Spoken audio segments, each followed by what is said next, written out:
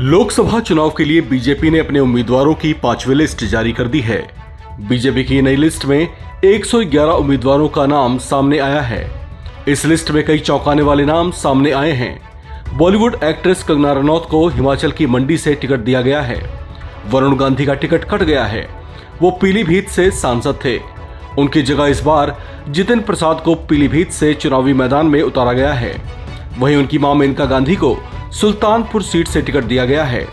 इस लिस्ट में यूपी की बाकी बची सीटों पर उम्मीदवारों के नाम घोषित किए गए हैं। गाजियाबाद से सांसद वीके सिंह ने भी चुनाव लड़ने से इनकार किया था। उनकी जगह अतुल गर्ग को बीजेपी ने चुनावी रण में उतारा है। बीजेपी ने यूपी के 13 और प्रत्याशियों के नामों का ऐलान किया है। पहले 51 और अब 13 मिलाकर कुल 64 नाम घोषित हो गए हैं। सहयोगियों को सीटें देने के बाद बीजेपी खुद 75 सीटों पर चुनाव लड़ेगी। बरेली से वरिष्ठ नेता संतोष गंगवार की जगह छत्रपाल गंगवार को टिकट मिला है। बाराबंकी से वीडियो वायरल होने के बाद नए प्रत्याशी को मौका दिया गया है। बदायूं से संघमित्रा मौर्य का भी टिकट कट गया है। बदायूं से स्वामी प्रसाद मौर्य की बेटी की जगह दुर्विजय शाक्य को टिकट दिया गया है। हाथरस से मौजूदा सांसद राजवीर सिंह की जगह अनूप वाल्मीकि को टिकट बीजेपी की तरफ से दिया गया है। ओडिशा के पुरी से संबित पात्रा को बीजेपी ने टिकट दिया है। वहीं संबलपुर से धर्मेंद्र प्रधान को टिकट दिया गया है। कुरुक्षेत्र से नवीन जिंदल का टिकट कंफर्म हो गया है। उन्होंने रविवार को ही कांग्रेस छोड़कर बीजेपी का दामन थामा है। नई लिस्ट में रामायण सीरियल के राम अरुण गोविल को मेरठ से बीजेपी ने चुनावी मैदान में उतारा है। इसके साथ ही बीजेपी ने बिहार की 17 सीटों पर भी उम्मीदवारों के नामों का ऐलान किया है। इस लिस्ट में बक्सर से अश्विनी चौबे का टिकट कट गया है। बीजेपी की 5वीं लिस्ट में पार्टी ने बिहार के बेगूसराय से केंद्रीय मंत्री गिरिराज सिंह के नाम का ऐलान किया है।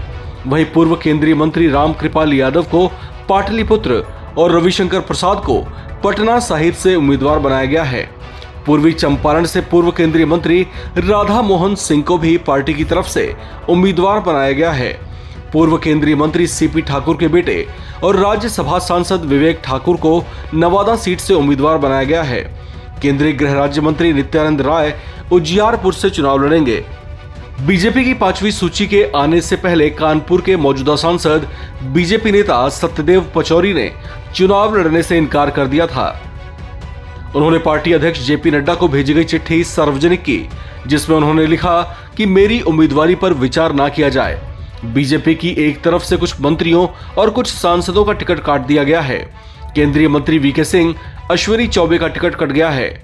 वहीं कुछ सीटों पर उम्मीदवार भी बदले गए हैं। पार्टी की तरफ से झारखंड के दुबका सीट पर पहले घोषित उम्मीदवार सुनील सोरेन का टिकट काटकर सीता सोरेन को उम्मीदवार बनाया गया है। कांग्रेस नेता राहुल गांधी के खिलाफ वायनाड सीट से बीजेपी ने केरल इकाई के पूर्व अध्यक्ष के सुरेंद्रन को उम्मीदवार बनाया है। बीजेपी अब तक 291 लोकसभा सीटों के लिए उम्मीदवारों के नाम घोषित कर चुकी है।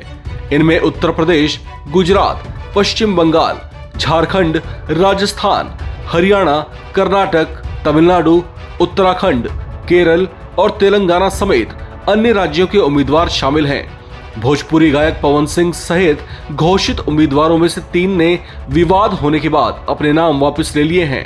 चुनाव के लिए पीएम मोदी, केंद्रीय गृह मंत्री अमित शाह, रक्षा मंत्री राजनाथ सिंह और नितिन गडकरी सहित पार्टी के प्रमुख चेहरों के नामों की घोषणा पहले ही की जा चुकी है और वो सभी अपने मौजूदा निर्वाचन क्षेत्रों से चुनाव लड़ रहे हैं।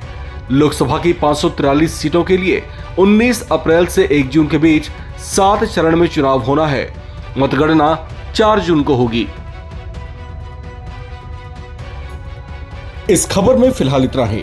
बाकी अपडेट्स के लिए आप बने रहिए एनबीटी ऑनलाइन के साथ।